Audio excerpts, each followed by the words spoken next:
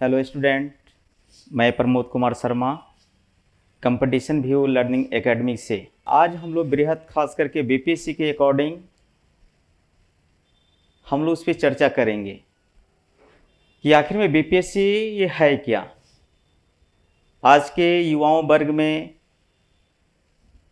इस कंपटीशन को लेकर के इतना क्रेज क्यों है, इसके इम्पोर्टेंस के बारे में जानेंगे, इसका क्या रोल है और इसको पार करने के लिए यानी उसको पूरा कंप्लीट करने के लिए हमें क्या क्या ज़रूरत पड़ेगी, उन सारे चीज़ों के बारे में हम लोग विस्तृत रूप से हम लोग चर्चा करेंगे। तो पहले हम देखेंगे कि ये बीपीएससी क्या है। आपको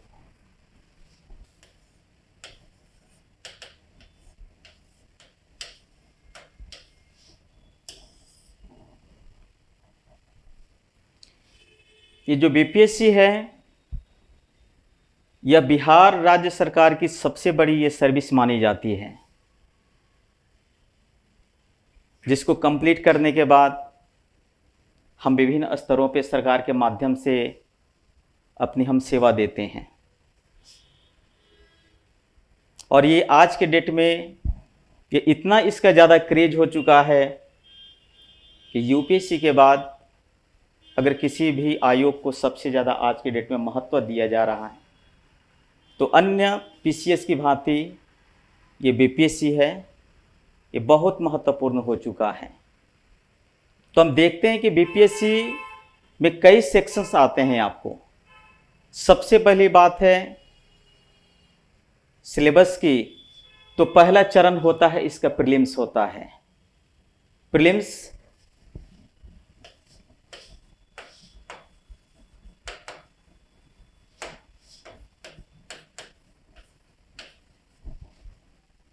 तो प्रीलिम्स में हम देखते हैं कि 150 क्वेश्चंस पूछे जाते हैं। समय आपको 2 घंटे दिए जाते हैं। अब उस जीएस की हम बात करते हैं प्रीलिम्स में, तो टोटल क्वेश्चंस जो होते हैं आपको ऑब्जेक्टिव टाइप्स के क्वेश्चन पूछे जाते हैं और पर क्वेश्चन का वैल्यू 1 नंबर होता है। तो प्रीलिम्स में हम देखेंगे कि कई ऐसे विषय हैं जिसको हम कंप्लीट करने के बाद ही हम प्रीलिम्स को हम पार कर पाते हैं। जैसे कई विषय का क्या योगदान है और अभी तक उसमें कितने क्वेश्चंस किस विषय से पूछे जा रहे हैं, किस विषय का कितना इम्पोर्टेंस आपको प्रीलिम्स में है, उसके बारे में हम लोग विस्तृत से देखेंगे इसमें।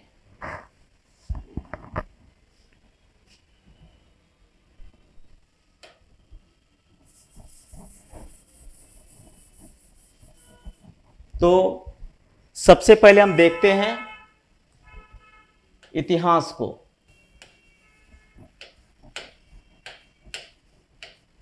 इतिहास ये हमारा हिस्ट्री हुआ।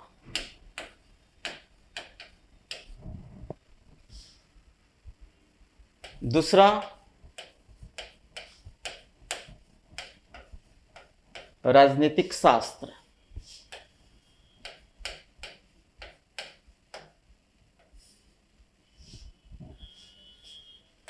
एवं भारतीय संविधान।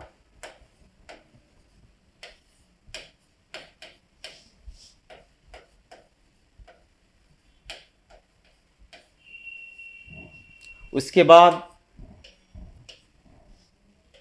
हम लोग अर्थशास्त्र की बात करेंगे।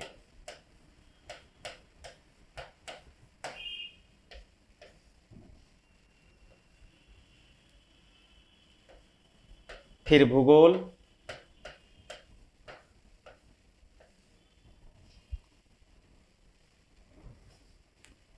तो अभी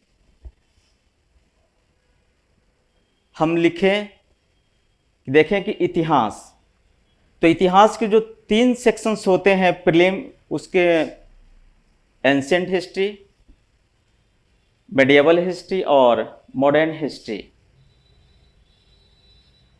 तो आज के डेट में बीपीएससी में हम देखते हैं कि लगभग 35 से 40 क्वेश्चंस जो होते हैं वह इतिहास से पूछे जाते हैं, और उसमें सबसे ज़्यादा किसी सेक्शंस का योगदान है तो वह है मॉडर्न इंडिया। उसमें लगभग 50% के आसपास में क्वेश्चंस उसे हमेशा, जितने भी अभी तक बीपीएससी के एग्ज़ाम कंडक्ट हो चुके हैं और ये संभावना है कि आगे भी जितने भी होंगे, तो लगभग उसका यही योगदान रहेगा, यही क्वेश्चंस की संख्या लगभग में रहेगी। इसलिए हमको हिस्ट्री को बहुत बेहतर तरीक़ा से देखना होगा। दूसरा सेक्शन है राजनीतिक शास्त्र और भारतीय संविधान। तो इस सेक्शन से भी लगभग 10 से 12 क्वेश्चंस हर साल हमारे बीपीएससी प्रीलिम्स में पूछे जाते हैं। उसके बाद हम अर्थशास्त्र की बात करते हैं, भूगोल की बात करते हैं, तो लगभग यही योगदान उसका भी 10 से 12, कभी कभी 15 क्वेश्चंस भी अर्थशास्त्र से और भूगोल से भी लगभग इतने ही क्वेश्चंस हमेशा पूछे जाते हैं। उसके बाद और भी विषय बच जाते हैं, जैसे साइंस का पार्ट है, उसमें फिजिक्स हुआ, केमिस्ट्री हुआ, बायो हुआ। तो इन तीनों से मिलाकर लगभग 20 से 25, कभी कभी 30 क्वेश्चंस भी पूछे जाते हैं इससे। उसके बाद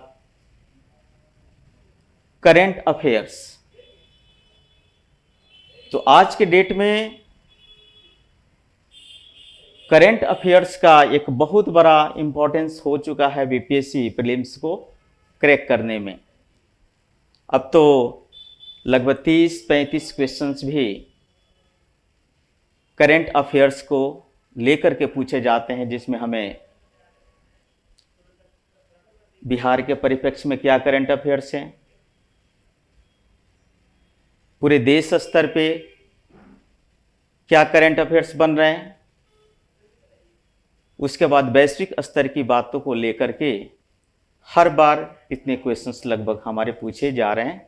तो हमें विशेषकर इस चीज सेक्शंस को लेकर के ध्यान देना होगा। और अंत में जो बीपीएससी का एक ट्रेंड रहा हुआ है प्रीलिम्स को लेकर के, कि उसमें मैथ से क्वेश्चंस लगभग आपको जनरली 10 क्वेश्चन पूछे जाते हैं, जिसमें मैट्रिक से लेकर के कम से कम इंटरमीडिएट तक के भी क्वेश्चंस लेकर के हमेशा पूछे जाते हैं। तो उसको लेकर के ज़्यादा हमें परेशान नहीं होना है। जो हमारे आर्ट्स सेक्शन और साइंस सेक्शन जो हैं, उसी पे हमको बेहतर तरीक़ा से हमें काम करना है। तो ये हमारी प्रीलिम्स की बात हो गई। अब हम बात करेंगे, दूसरा चरण होता है आपको मेंस। तो मेंस हम तभी लिख पाते हैं जब हम प्रीलिम्स को क्रैक करते हैं। नहीं तो हम कितने भी पढ़ लें, कितने घंटे पढ़ें, अगर हम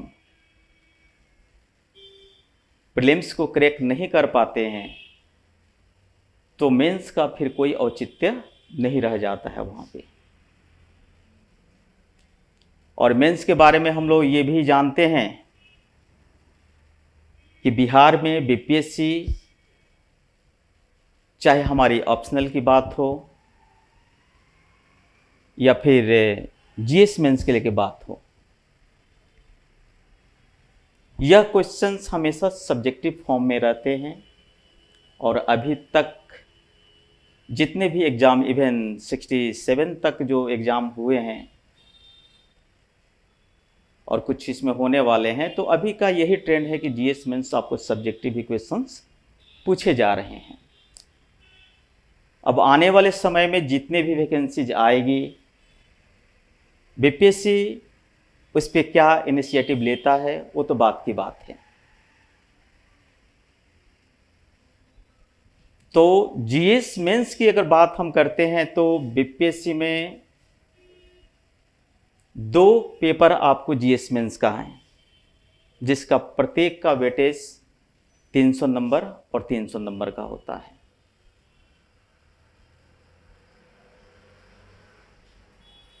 उसके बाद एक ऑप्शनल विषय होता है।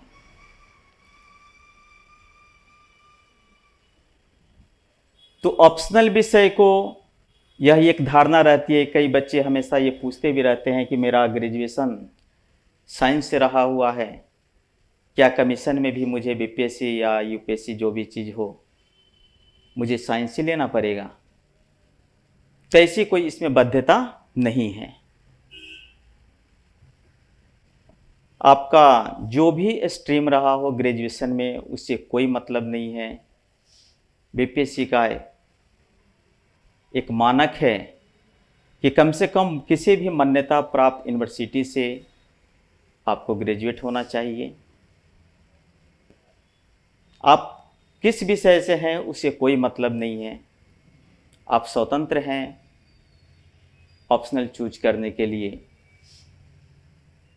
अगर साइंस पार्ट है आप आर्ट्स रख सकते हैं, आर्ट्स पार्ट है आप साइंस, कोई भी चूज कर सकते हैं, कोई दिक्कत नहीं है।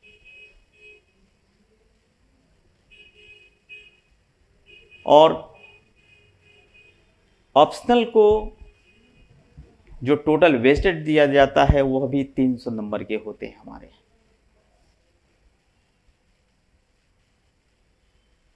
उसके बाद 100 नंबर के हिंदी भी पूछे जाते हैं आपको।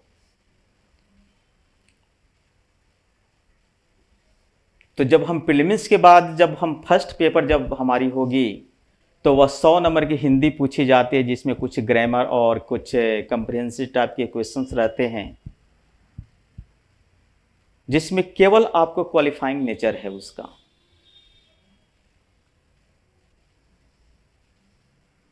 तो क्वालिफाइंग नेचर है तो उसके लिए ज़्यादा हमें माथापच्ची नहीं करनी है।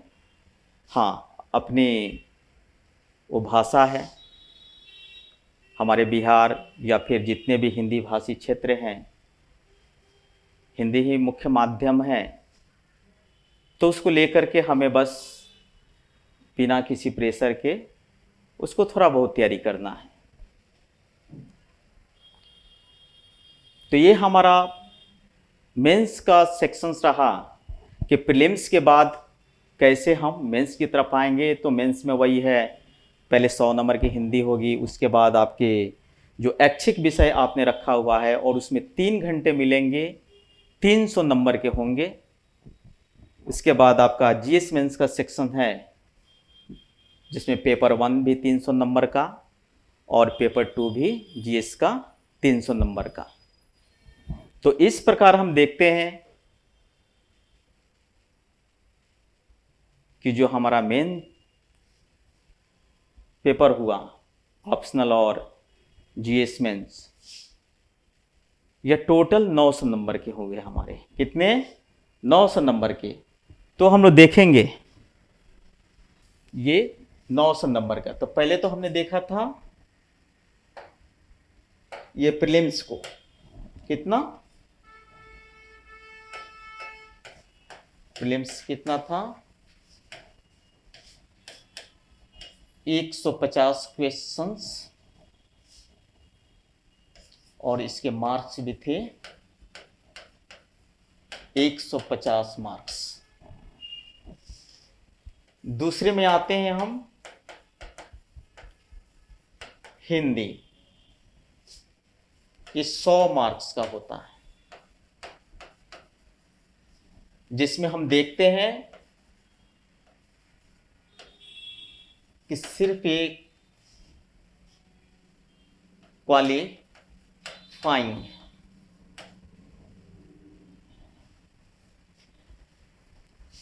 उसके बाद मेरा जो ऑप्शनल जो भी चीज आपका रहा हो,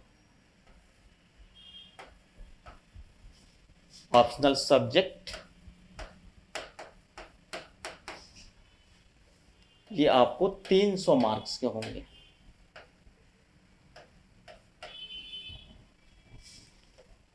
उसके बाद जीएस मेन ये फर्स्ट पेपर, ये भी 300 मार्क्स। देन जीएस मेन, ये पेपर सेकंड हुआ, इसमें भी 300 मार्क्स।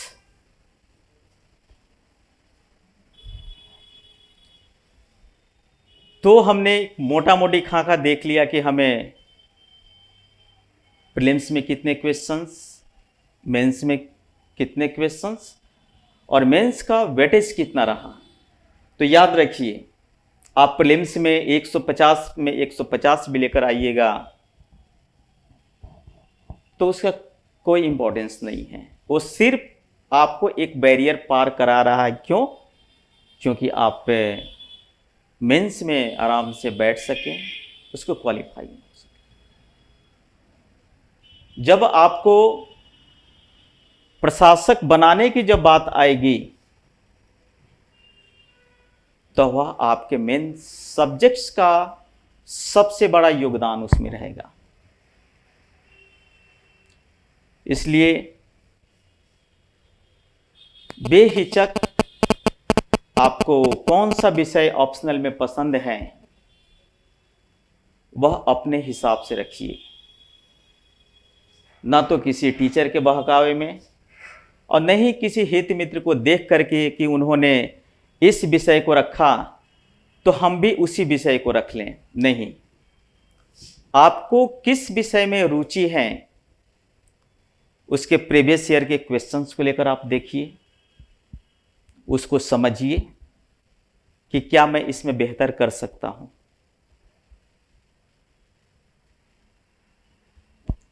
उसके बाद जहां तक बात रही जीएस मेंस, तो वह यूनिवर्सल है। जितने भी बच्चे प्रीलिम्स क्वालिफाई करेंगे तो सभी को जीएस मेंस का पार्ट 1 और पार्ट 2 है, उस सभी को देना होता है। इसलिए मेरा फोकस जीएस मेंस पर भी ज़्यादा से ज़्यादा रहना चाहिए, क्योंकि यही तीनों सेक्शंस हैं जो आपके प्रशासक बनने के मार्ग को सबसे ज़्यादा ये आसान करेंगे। और हमें फुल्ली डेडिकेशन के साथ सभी विषयों पे हमें काम करना होगा। जब हम मेंस क्वालिफाई करते हैं तो एक अंतिम चरण होता है जिसको हम बोलते हैं इंटरव्यू। क्या होता है वो? इंटरव्यू। तो बीपीएससी या कोई भी आज के डेट में बड़े बड़े कमीशंस हैं, इवन आपको जनरल कंपटीशन में भी कुछ जगह पे इंटरव्यू की भी ऐसी प्रावधान अब किया जा रहा है। तो बीपीएससी में हमेशा देखी जाती है कि इंटरव्यू का 120 नंबर का इंटरव्यू आपको जो भी मेंस क्वालिफाई करके आते हैं उनको ये देना होता है। और ये इंटरव्यू भी आपके सिलेक्शन में एक बहुत बड़ा रोल को ये अदा करता है। तो इस प्रकार हम देखेंगे ये इंटरव्यू का।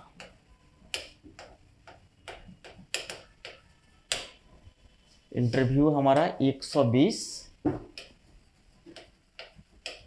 ये मार्क्स, हम इसको नंबरिंग कर सकते हैं ए बी सी डी और ये मेरा ई हो गया और ये तो प्रीलिम्स हो गई।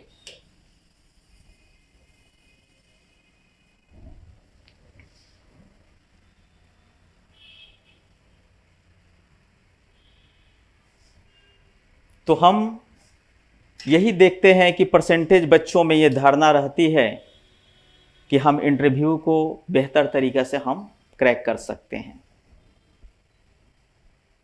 तो बच्चों याद रखिए, आप मेंस में कितने भी बेहतर क्यों ना कर लें, और जब तक इंटरव्यू में भी बेहतर नहीं कीजिएगा, तो हो सकता है कि इंटरव्यू का कुछ मानक होता है कि आयोग इतना से कम नहीं दे सकता है। तो इस धारणा में रहिएगा तो हो सकता है कि आपका मेंस में अगर बेहतर मार्क्स आते हैं और इंटरव्यू में कुछ कम भी मार्क्स आते हैं,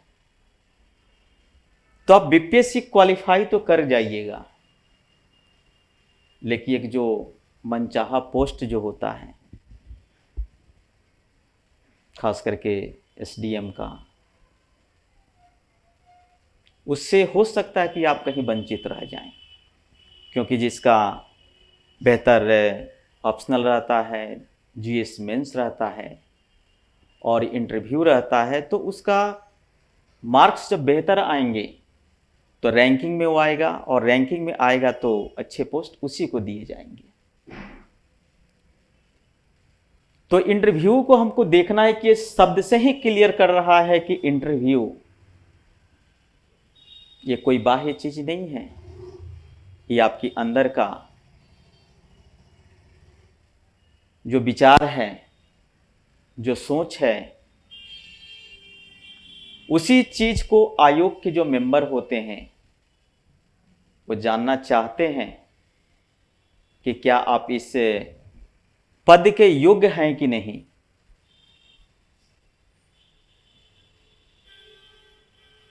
मान लीजिए कि आप किसी दूसरे कम्युनिटी से हैं, और जब इंटरव्यू बोर्ड में क्वेश्चन जब पूछी जाएगी किसी दूसरी कम्युनिटी को लेकर के, और हमेशा आपका निगेटिव टेम्परामेंट उस कम्युनिटी को लेकर के है, तो वह झलकेगी।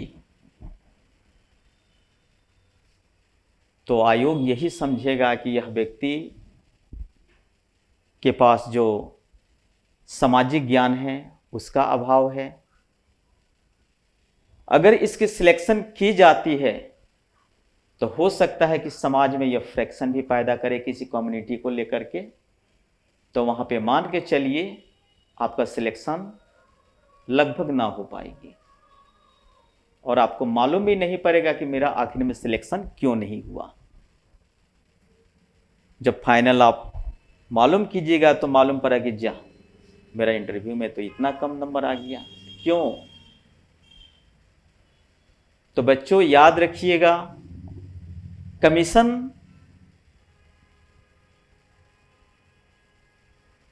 यह एक बहुत बड़ा जो आज के डेट में सर्विस माने जाते हैं, वह स्टेट का ये पिक पॉइंट है, सेंटर का जैसा यूपीएससी है।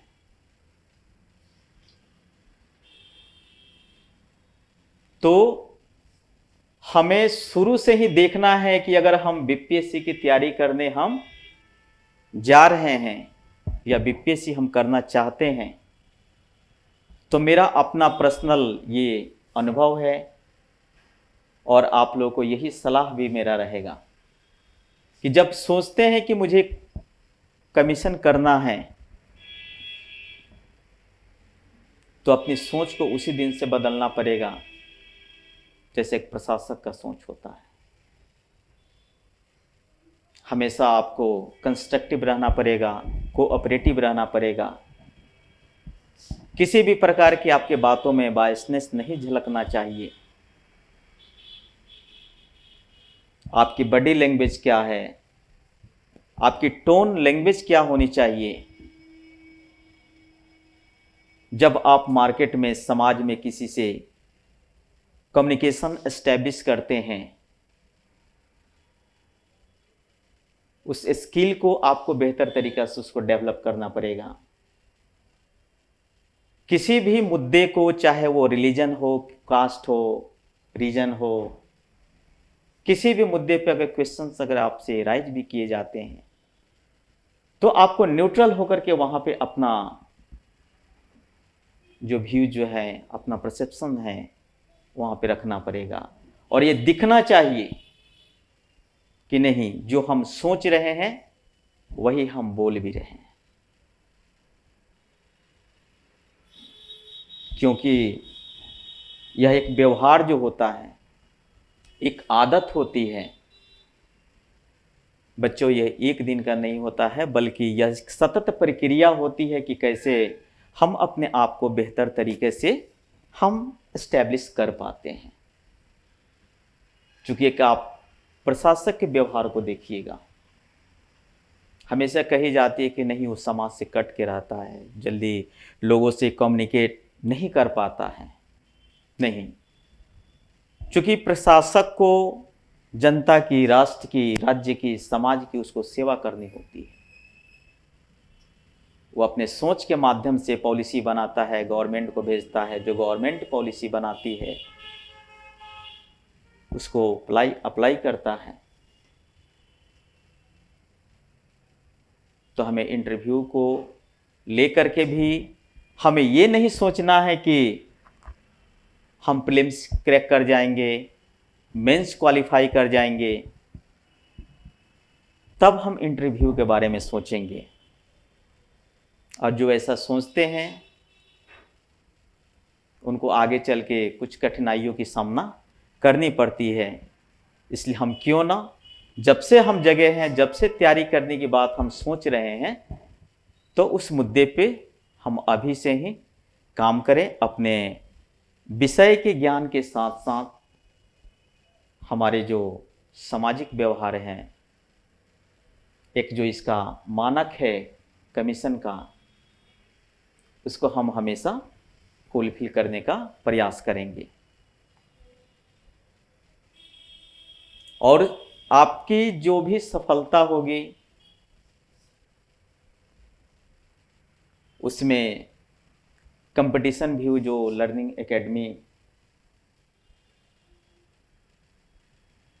फुल्ली कमीशन को लेकर के डेडिकेटेड ये संस्था है, जिसका यह उद्देश्य है कि मेरे संस्थान में जो भी बच्चे आ रहे हैं, आएंगे, हमें उस स्तर पे उनको तैयारी कराना है ताकि वह अपने उद्देश्य में सफलता के साथ साथ समाज, राज्य और राष्ट्र की सेवा में भी अपनी महत्वपूर्ण योगदान दे सके। इसलिए संस्था बेहतर से बेहतर हर विषय के फैकल्टी को रखी हुई है और सभी फैकल्टी मिलकर के आपके प्रीलिम्स, आपके ऑप्शनल, जीएस मेंस और इंटरव्यू, आपकी जितनी भी शंकाएं होगी, जितने भी प्रश्न होंगे, उसको दूर किया जाएगा और उसको आगे बढ़ाया जाएगा। तो हम सभी यही अपेक्षा करेंगे बच्चों आप लोगों से कि आज की जैसी पॉलिसी आ रही है कि लगभग बहुत से सर्विसेज अब धीरे धीरे खत्म हो रहे हैं और कमीशन, चूंकि यह स्टेट का विषय है,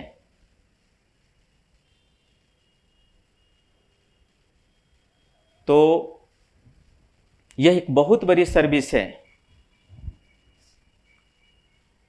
अगर इसको हम कंप्लीट करते हैं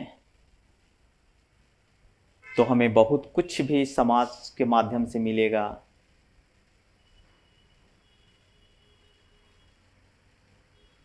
तो इसलिए बिना समय गंवाए हुए हमें यही प्रयास करना है कि हम इसको एक अपने जीवन का एक लक्ष्य बनाएं और उस लक्ष्य की प्राप्ति के लिए हमें जिन जिन संसाधनों की, जिन जिन माध्यमों की हमें आवश्यकता पड़ेगी, उसको हम चूज करें। क्योंकि यही सोचिए कि इसका कितना क्रेज है कि आज के डेट में एक आईआईटीएन है जो मेडिकल कंप्लीट कर जाते हैं, और भी अदर सेक्शंस के जो बच्चे हैं, आईआईएम है, उस सभी क्षेत्र से आज के डेट में कमीशन में इतना झुकाव हो चुका है कि लगभग उन सभी लोगों का जो स्ट्रीम जो है अब इधर की तरफ मूवमेंट आ चुके कि नहीं, अब हमें भी कमीशन करना है उस चीज को। तो इसको क्रेज को देखिए, और इसमें क्रेज के साथ साथ मैंने पहले भी बोला कि इसमें जो आपको सामाजिक जो प्रतिष्ठा मिलेगी, सामाजिक प्रतिष्ठा के साथ साथ एक आत्म सुकून, एक लाइफ स्टाइल आपकी बदलेगी।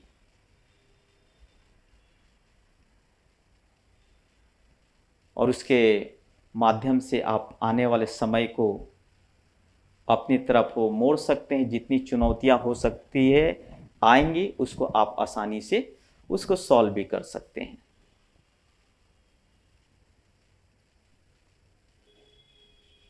तो इसलिए हमें बीपीएससी को ध्यान में रख करके उसको तैयारी करना है।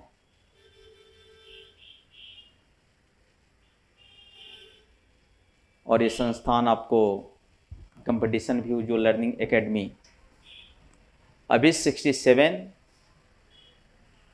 आने वाले समय में 68 का भी हो सकता है कि 2-3 मंथ में उसका भी नोटिफिकेशन जारी हो जाए।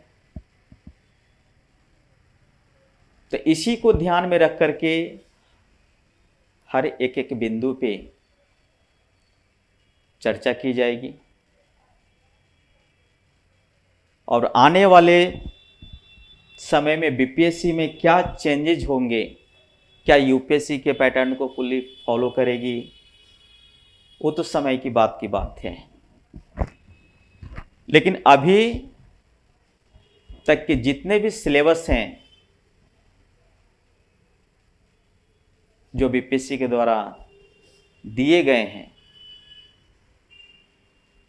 तो उसी को ध्यान में रख करके हमको आगे की जो तैयारी है हमें करनी होगी। तो इस दिशा में बच्चों अब हम लोग आएंगे, विषय की बात करेंगे। तो मैं पहले भी बता चुका हूं, मैं प्रमोद कुमार शर्मा, और स्पेशल आपको मैं मॉडर्न इंडिया को पढ़ाऊंगा। और इसमें हम लोग ये समझने का प्रयास करेंगे कि मॉडर्न इंडिया का बीपीएससी में क्या योगदान है। चूंकि हम लोग पहले भी देखे कि जितने भी विषय हैं उसका कुछ ना कुछ अपना इम्पोर्टेंस प्रीलिम्स में भी है, मेंस में भी है, और जो आपके ऑप्शनल है तो वो इंटरव्यू में भी, चूँकि वो आपको इंटरव्यू तक भी आपका खास करके जो ऐच्छिक विषय होगा वो छोड़ने वाला नहीं है। तो हम लोग मॉडर्न इंडिया के बारे में चर्चा करेंगे, जानेंगे कि यह सेक्शन जो है मॉडर्न इंडिया क्यों इतना इम्पोर्टेंट है बीपीएससी को लेकर के। तो हम लोग इस पे भी चर्चा करेंगे।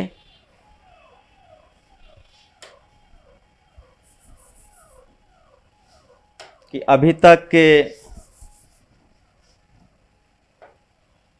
जितने भी पेपर हुए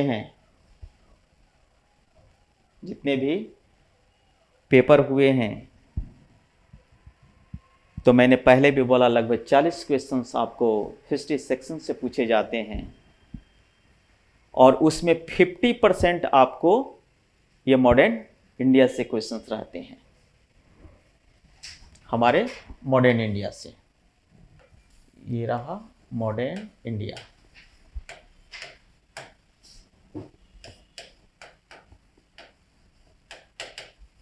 जिसको हम कहते हैं आधुनिक भारत।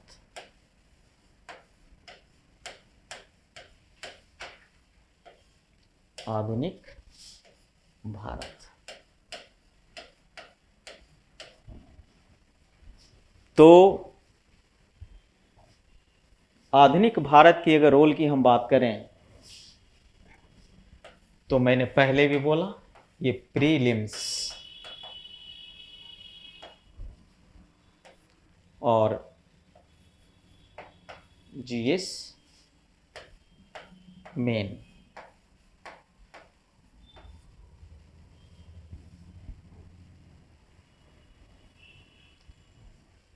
प्रीलिम्स और जीएस मेंस में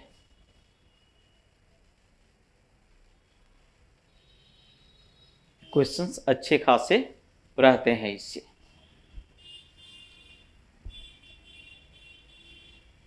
तो जब हम मॉडर्न इंडिया की बात करते हैं तो इसमें कई ऐसी धारणाएं हैं कि कुछ लोग 1707, कुछ प्लासी की लड़ाई से, तो कुछ लोग अलग अलग धारणाएं दी गई है। लेकिन हम लोग स्पेशल चर्चा करेंगे प्रीलिम्स को लेकर के, हम यूरोपीय के आगमन से लेकर के, यूरोपीय के आगमन से।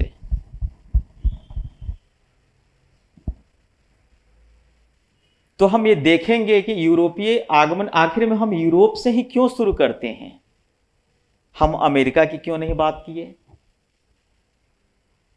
हम अफ्रीकी कॉन्टिनेंट की क्यों नहीं बात किए, हमें ऑस्ट्रेलिया की भी बात करनी चाहिए था, लेकिन आखिर में क्यों ये यूरोपीय के आगमन से ही शुरू होते हैं।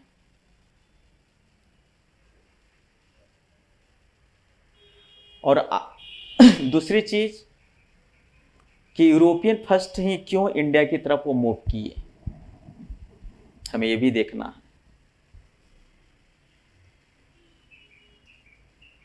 तो बच्चों, हम लोग जानते हैं कि मध्यकाल में भारत और यूरोप के बीच का जो व्यापार जो होता था, विभिन्न प्रकार की वस्तु, खास करके जैसे मसाला है, सूती वस्त्र है, या अन्य जो वस्तुएं जो थी, उसका आदान प्रदान होता था। और मध्यकाल में या 15वीं 16वीं सदी तक हम देखते हैं, ना तो हमारे पास हवाई जहाज था, ना रेल थी, न कोई भी द्रुतगामी जो परिवहन व्यवस्था हो जो आसानी से कम समय में हमें एक स्थान से दूसरे स्थान तक ले जा सके। तो उस समय हम देखते हैं व्यापार का प्रमुख साधन हमारे पास क्या था, सड़क मार्ग। सड़क मार्ग और दूसरा था जल मार्ग, दूसरा था जल मार्ग। तो भारत के संदर्भ में हम देखते हैं कि यूरोप से, खास करके यूनानियों के समय से व्यापार हमारे स्थल मार्ग से या फिर भूमध्य सागर होते हुए लाल सागर, और वहां से हम अरब सागर की बात करते हैं जो भारत के ठीक पश्चिम भाग में जो सटा हुआ है। तो भारत की स्थिति काफी वहां से क्या थी, नजदीक थी। दूसरी, पश्चिम एशिया के माध्यम से जो स्थल मार्ग था, तो यूरोप के लोगों को आसानी से यहां पे पहुंचने में मदद मिलती थी।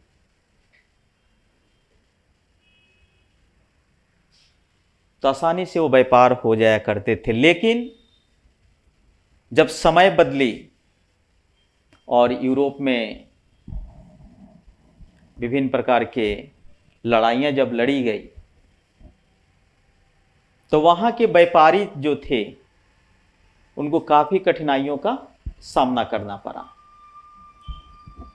खास करके हम यूरोप में स्पेन की बात करते हैं, पुर्तगाल की बात करेंगे, हम हॉलैंड की बात करेंगे, या फिर ब्रिटेन की हम बात करते हैं, फ्रांस है।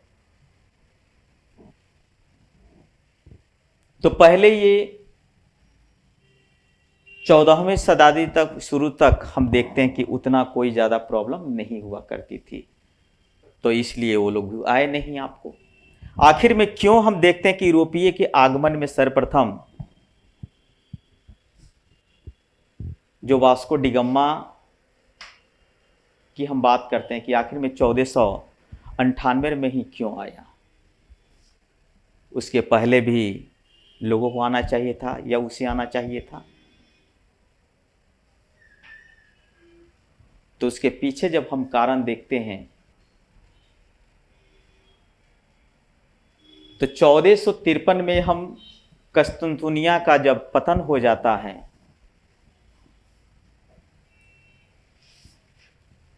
तो जो तुर्क लोग थे, तो जो पहले हमारे जो मार्ग थे व्यापार का, उनका उस मार्ग पे क्या हुआ? प्रभाव जम गया। और वह पश्चिम के जो यूरोप के लोग थे उनके मार्ग को उन्होंने बाधित कर दिया कि हम आपको रास्ता नहीं देंगे जाने के लिए, व्यापार करने के लिए। तो यूरोप के जो लोग थे, अब उनके पास खास करके व्यापारियों के समक्ष क्या हो गई? एक समस्या उत्पन्न हो गई। उसी समय में यूरोप में देखते हैं पुनर्जागरण का भी काल था, जिसमें एक खोज की प्रवृत्ति ने भी क्या किया कि उनको एक वैकल्पिक मार्ग खोजने के लिए प्रेरित किया।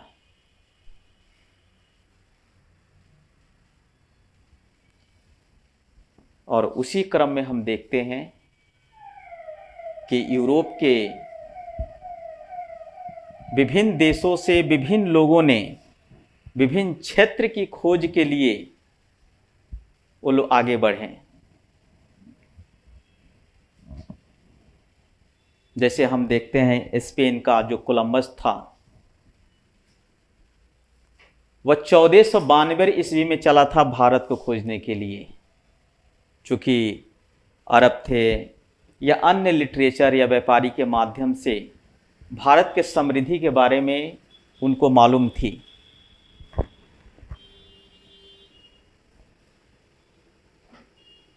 तो वो खोज में चले तो मालूम पड़ा कि भारत आने की अपेक्षा कहाँ पहुँच गया? वो अमेरिका पहुँच गया।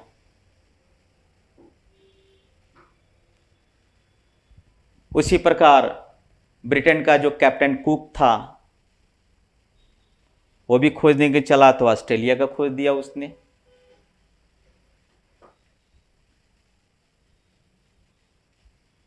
उसके बाद अबेल तस्मान, उसने तस्मानिया का, न्यूजीलैंड का।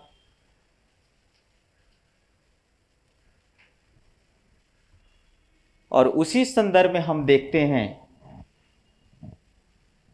पुर्तगाल का आपको वास्को डी गामा, जो 1498 में, इसको डेट को लेकर के बहुत से ऐसी भ्रांतियां हैं।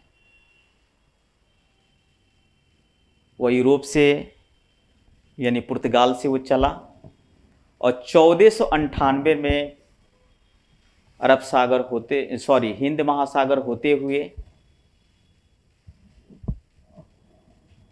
वह केरल के कालीकट बंदरगाह पे पहुंचता है। और वहीं से आपको जो हमारे विदेशी व्यापार की या फिर यूरोपीय व्यापारियों का आगमन की अगर बात आती है तो उन लोगों के आगमन से ही भारत और यूरोप के जितने भी देश थे उनका इधर आगमन हुआ। जैसे हम पहले बात करते हैं आपको पुर्तगाली की। पुर्तगाल के देखा देखी क्या हुआ, जब देखे कि वास्को डी गामा यहाँ से जब वापस गया कुछ दिन रहने के बाद, तो काली मिर्च को लेकर के जब गया तो वहाँ एक व्यापारी क्या खोजता है कि उसको व्यापार में ज़्यादा से ज़्यादा मुनाफा हो। तो काली मिर्च को तो उसका यात्रा करने के दरमियान जितना खर्च लगा हुआ था उसका लगभग वो 60 गुना ज़्यादा मुनाफा कमाया। तो स्वाभाविक है जब एक व्यापारी देखता है कि इतना हमने लाभ लिया तो ये बात तो छुपती नहीं है। धीरे धीरे करते करते यूरोप के कई देशों में ये बातें फैल गई कि नहीं, यूरोप माने इंडिया के साथ व्यापार करना हम लोगों के लिए काफ़ी लाभप्रद होगा। और उसी संदर्भ में हम देखते हैं कि जब पुर्तगीज खास करके वास्को डी गामा जब भारत आया तो उसके देखा देखी भारत में कई ऐसे यूरोपीय एक व्यापारी के रूप में आए,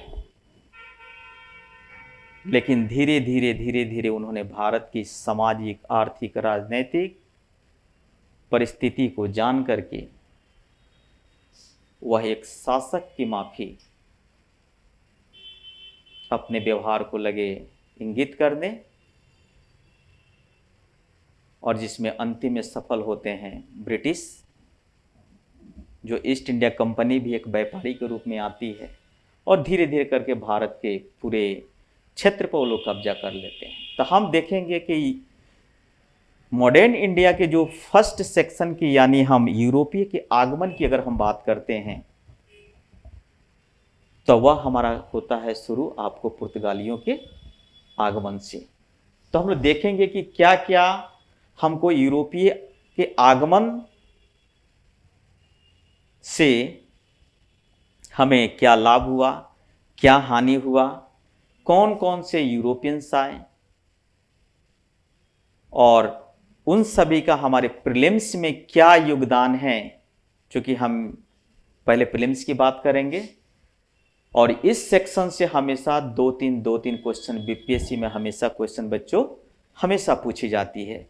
तो हम देखेंगे पहले क्या, यूरोपीय के आगमन में सर्वप्रथम पुर्तगीज।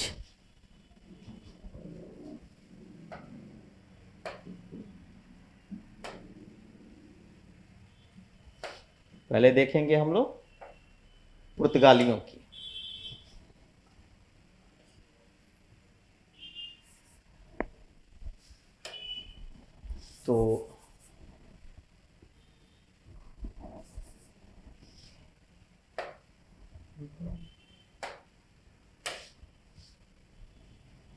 तो पहला क्या हुआ, पुर्तगाली।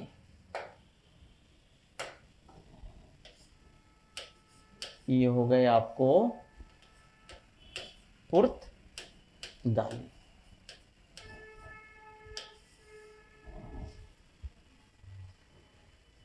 पुर्तगाली के बाद हम देखेंगे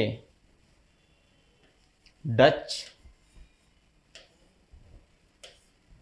डच के बाद हम देखेंगे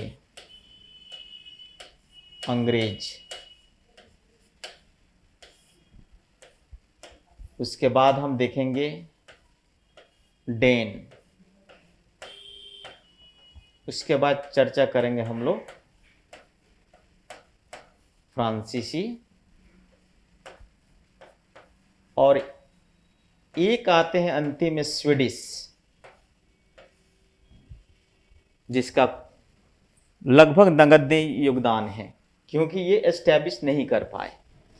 तो पुर्तगाली के आगमन के हम देखते हैं कि 1498 ईस्वी। डच की बात करते हैं तो 1602, अंग्रेज बस 1600 में आपको ये आते हैं। डेन 1616 ईस्वी,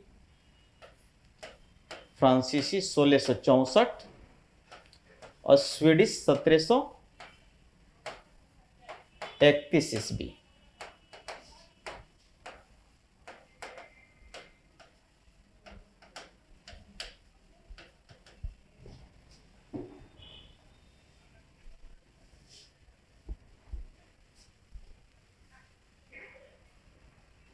तो हम देखेंगे इतने यूरोपियन लोग देश में हमारे आए, और एक व्यापारी से कैसे वो लोग एक शासन करने वाले के रूप में कन्वर्ट हो जाते हैं, इसकी चर्चा हम लोग धीरे धीरे हम लोग करेंगे। तो नेक्स्ट क्लासेज में जब हम लोग चर्चा करेंगे पुर्तगालियों के बारे में, तब पुर्तगाली लोगों के बारे में हम देखेंगे कि पुर्तगाली लोगों ने क्या क्या प्रभाव डाला यहाँ पे। तो आप लोग सिलेबस को आराम से देख सकते हैं, और देखकर इसको नोट डाउन कर लीजिए, और तब हम 2 मिनट में पुर्तगीज के बारे में थोड़ा सा बता करके नेक्स्ट क्लासेज में उसको हम लोग चर्चा करने का प्रयास करेंगे उसमें। तो हो गया बच्चों सिलेबस का। तो हम लोग जब नेक्स्ट क्लासेस में चर्चा करेंगे तो हम पुर्तगालियों के बारे में देखेंगे कि पुर्तगाली क्यों आए, उनका उद्देश्य क्या था, उन्होंने भारतीय अर्थव्यवस्था को और भारतीय व्यापार को किस स्तर पे प्रभावित किया, भारतीय समाज को किस स्तर पे प्रभावित किया,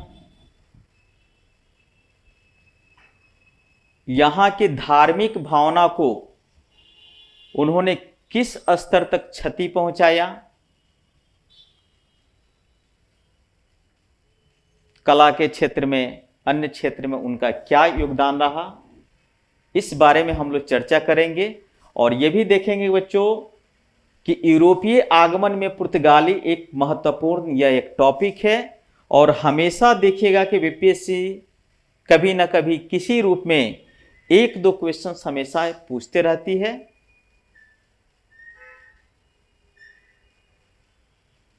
तो इस रूप में हमें हर टॉपिक पर बेहतर से बेहतर हमें काम करना है।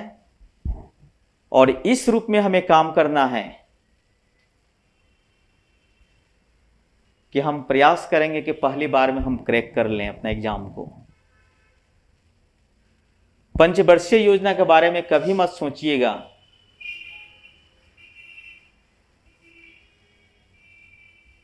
कि अभी नहीं हुआ तो नेक्स्ट बार देख लेंगे, नेक्स्ट नहीं हुआ तो उसके अगले बार देख लेंगे।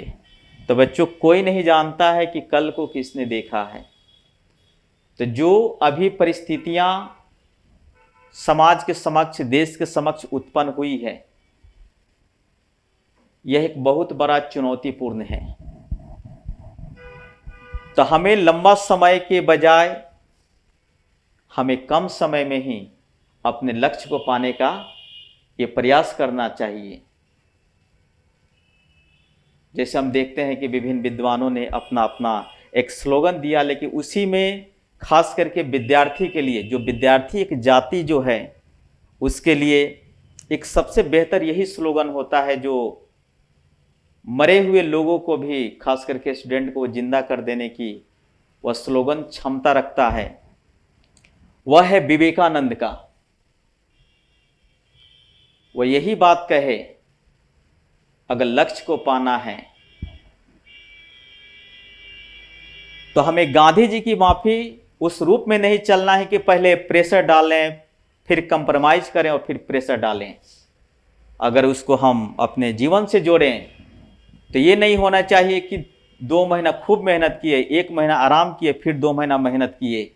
तो वह स्थिति हो जाती है क्या, मुस्का मुस्का पुनः वाली, यानी जहां से हम चले हुए थे फिर वहीं पे। तो ये कभी नहीं होने वाला है। हमें एक ही स्लोगन सबसे बेहतर अपने मंजिल तक पहुंचाने की क्षमता रखता है, यानी वो आपके सोच को, आपको विचार को बदलेगा। जो विवेकानंद ने कहा था कि arise, awake and not stop until the goal is reached। इस शब्द में, इस स्लोगन में देख रहे हैं कितनी बड़ी भाव छिपी हुई है कि उठो जागो और तब तक मत रुको जब तक कि तुम अपने मंजिल तक पहुंच नहीं जाते। नहीं तो हम ये प्रवृत्ति रखेंगे कि नहीं आज नहीं तो फिर कल होगा, कल नहीं हो तो परसों होगा, तो हो सकता है कि आपकी सफलता में कहीं ये बाधक बन जाए। लेकिन अगर इस रूप में चले कि अगर चल दिए हैं तो जब तक वहां पहुंचेंगे नहीं तब तक रुकेंगे नहीं, ये प्रवृत्ति रहनी चाहिए। और मेरी शुभकामना है आप सभी लोगों के लिए कि जितने भी बीपीएससी के तैयारी के इच्छुक छात्र हैं, जो तैयारी कर रहे हैं या जो तैयारी करने की सोच भी रहे हैं, ये शुभकामना है कि आप लोग अपने मंजिल में सफल होइए। और जहाँ पे भी आप लोगों की किसी भी प्रकार की अगर ज़रूरत पड़ती है तो जो संस्था है कॉम्पिटिटिव व्यू लर्निंग एकेडमी आपको हर रूप में सहयोग करेगी, समर्थन करेगी और आपकी सफलता के मार्ग को प्रशस्त करेगी, आसान बनाएगी। और इसी के लिए बहुत बहुत धन्यवाद आप सभी लोगों को कि कम से कम आपने ध्यान से मेरे बातों को सुना।